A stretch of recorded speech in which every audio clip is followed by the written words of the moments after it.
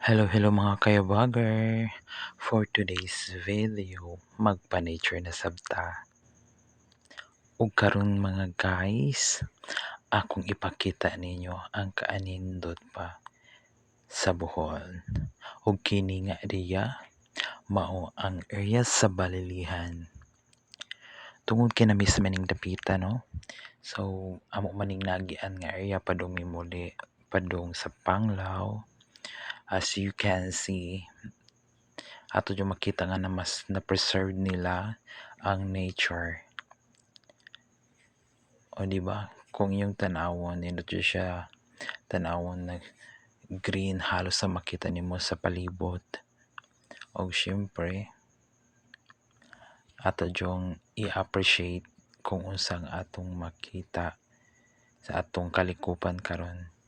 Cause we all know guys, nausab na jud ang panahon karon. Ug unta sa sunod nga henerasyon, ila kining tagaan og importansya ug higpitan pa nga dapat atong higugmaon ang kalikasan, atong higugmaon ang kalikupan. Kay tungod niini, diri ta nabuhi, diri ta nakakitag maayong